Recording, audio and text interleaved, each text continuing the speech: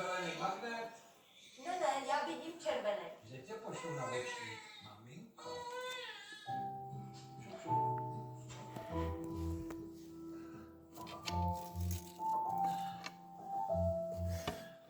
Jak to mám vědět, co to je? V životě jsem to neviděla. Ani na škole ne.